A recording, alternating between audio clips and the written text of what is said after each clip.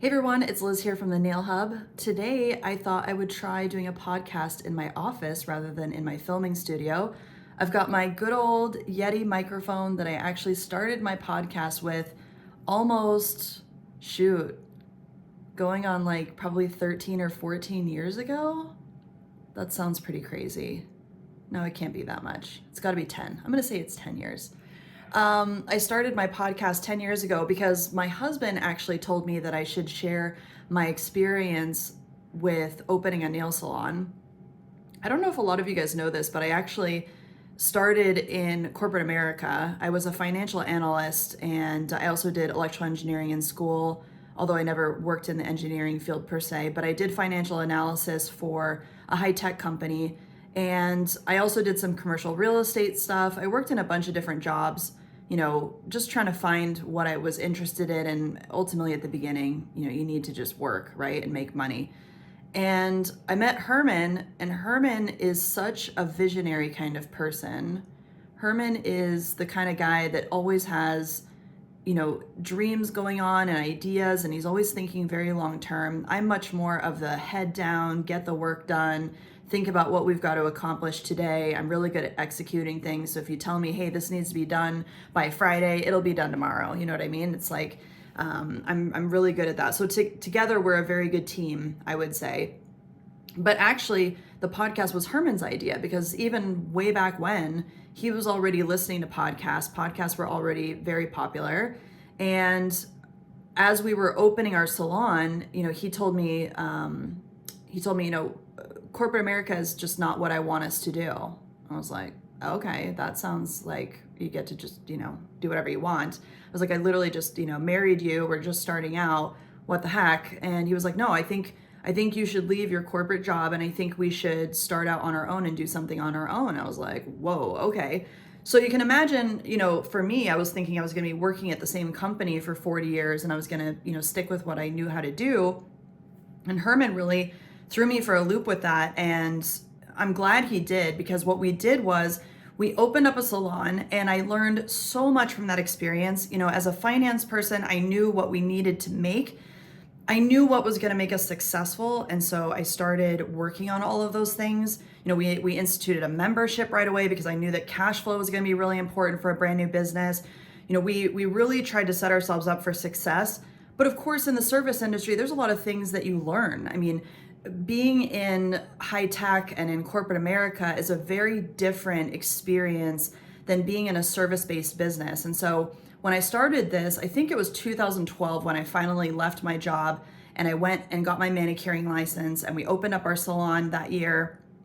And it was just such a really crazy experience, also having staff and working with different individuals and just learning how to manage people, learning how to manage clients, learning how to do all that stuff. And so that is really how the Nail Hub was born. The Nail Hub was born from that experience of us opening a salon together as husband and wife, and my husband telling me, hey, I really think that you should share a lot of these experiences and a lot of these ideas coming from your finance background with your audience and see if you can help people by, sharing some of these things. I was like, you're insane. I was like, you're insane for making me leave my job. You're insane for wanting to do this new business. You're insane for wanting me to start a podcast. I don't know anything about podcasts. So I started the podcast and it was really wildly successful. I started doing projects with Nails Magazine. I started interviewing a lot of the big names in the industry from back then and just starting to network and starting to really understand how the industry worked.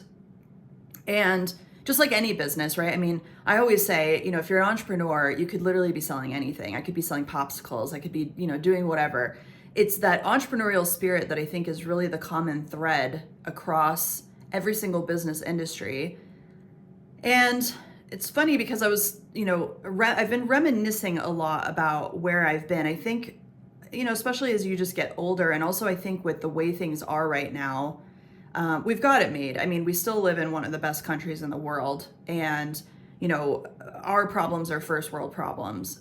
But I would say that since probably COVID, I think COVID was really a big smack for a lot of us, and a lot of us experienced a lot of issues with that. And then fast forward to today, I still feel like there's some lingering kind of unsettled, maybe even negativity that just people just feel down. People are just really worn out.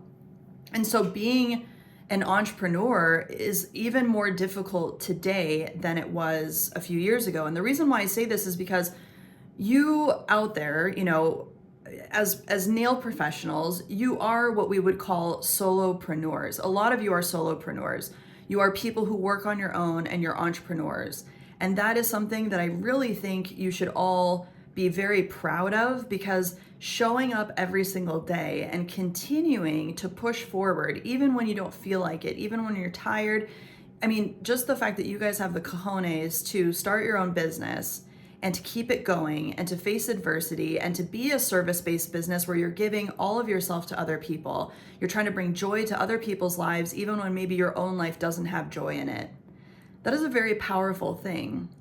And it was funny because I was just I just went to lunch with my friend Ashley. Ashley is just an absolutely fabulous marketing expert, and her brain is just so interesting for me because she sees things in such a very unique and creative way. And she's got so much knowledge about how networking works and how advertising works and how marketing works. And marketing really is about community. It's about networking. It's about getting your message out there, but creating an audience, right? Which is a community of people. And we were talking about the solopreneur journey, and we were talking about how she's also a solopreneur, and it is a true battle. I mean, it is a daily thing that you have to get up and you have to be willing to face every single day. And we were joking because, fast forward to today, especially on my YouTube channel, thankfully I've been at this a long time, and I've been consistent enough that people now say, Liz, it wouldn't matter if you had bunny ears on when you did your podcast or you did your videos. I would still listen to every single word you have to say. And I'm very grateful for that, because it's really nice to hear that kind of encouragement and that kind of feedback. But I think that you forget what the actual entrepreneurial journey is to get you there. So if you're fully booked now, or if you feel like you're kind of in that coasting zone where you've worked really, really, really hard, and now you're kind of in that zone where, hey, you could pretty much do anything and your clients would still come to you. I think that's amazing. But the real thing that we have to give ourselves credit for, and we have to remember where our power comes from. Our power truly comes from the fact that we are entrepreneurs, and that entire time we have been fighting this battle consistently, and we haven't given up, and we've continued to chip away at all of our fears and all of our obstacles and all of the different things that might have pushed other people away or made other people quit. You didn't quit. And when people see that you don't quit, you don't give up, you don't stop, and you're always good and you're always consistent and you're always trying to do better and you're always learning and you're always motivated and progressing and trying to do better for yourself, that really is a powerful tool for your network, for your clientele, for your business, for your messaging. That is something that's very, very powerful. So I just wanted to give you guys that little bit of a reminder, because I forget myself too. I mean, time absolutely slips through your fingers, and it's crazy the kind of amnesia you can have about your accomplishments and about the things that you've overcome and about the experiences that you've had, especially when you're busy, especially when you're in the grind and you're working. It's almost like every day just blurs into the next. And it's very easy to forget what's important and forget to work, basically where you came from and all of the things that have added to your skill set and how amazing you are now versus where you were maybe even 5 years ago.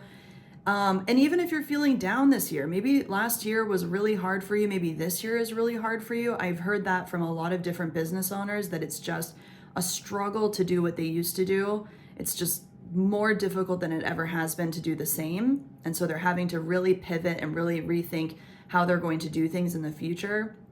Even if you're in that position too, it's an opportunity to really reassess what you've got going, what you want to focus on, where you want to head into the future.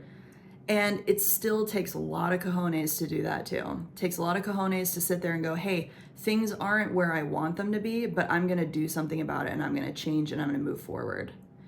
So, no specific, messaging here other than just, I didn't really have a specific idea about today's podcast or a specific business tidbit, if you will. But I do think that focus on giving yourself credit where credit is due, being proud of yourself for being brave in this entrepreneurial journey, I think is really, really important. And that bravery is going to be the thing that's going to get you through the hard times. It's going to allow you to coast and feel like an absolute superhero when things are going well, but it's also really going to help you get through tough times. And that is something that not everybody is willing to do. There's a lot of people that give up on this journey. There's a lot of people that start out in this industry. And yes, it isn't easy. We don't have all the resources available to make this an easy journey. But that's why if you're someone that is still pushing through and you're still trying to do better and you're still trying to, make your mark in this industry, that is why you should feel extra, extra, extra amazing, is that you've continued to do that. And, again, I think reflection is really important. It's been on my mind a lot since last year, just thinking about all the things that I have even accomplished that I forget about, that I don't give myself credit for. And you guys, seeing my content might think, oh, like Liz always has it figured out. Liz always, has her crap together. But, I'm human too. And I'm in the exact same position that you guys are, with always trying to figure out what's best for my business, what's best for me. How do I be a better version of myself? How do I give more to my community? How do I be a better service provider? So those are things that I'm really focused on right now. And I hope you guys have been enjoying all of my new content, my focus on, bringing back those fundamentals, bringing back those business tidbits, sharing more of my insights, really coming back strong on the podcast, because I did let the podcast go for a while just because I was focused on other things. And I hope you guys are really enjoying that. So if you are enjoying my content, if you've been enjoying what I've started posting, for me, the big shift was probably around August or September of last year. I really started refocusing on what I want to do. 2024 is definitely going to be doubling down on that. But if you guys are enjoying my content, please give me a shout out. Please share my content with others. Please let me know that what I'm doing is helping you. I've already gotten a lot of really good positive feedback from many of my subscribers and followers. I've got some really cool announcements coming up as far as premium content, education, things that are really going to support everyone. If you want to belong to more of a community with me, I'm actually finally creating a very inclusive, intimate community for people that really want to belong to the Nail Hub and be part of that circle of like-minded individuals. So if you feel like you really identify with my content, you really identify with, my messaging and what I'm trying to do for you and for others, keep up to date on what I'm posting, because I'm going to be posting some announcements very soon on that. And I'm just excited to see what 2024 brings. I mean, we're already midway through January, almost all the way through January. It's pretty crazy to think about that. But I think there's a lot of opportunity this year. Change always brings opportunity, as my dad would say. And I can't wait to see what kind of opportunities arise for you guys, what things change in our industry that might help us, might move us into the future. And and we'll see how everything goes. So thanks for tuning in, and I will see you guys in another episode soon. Bye.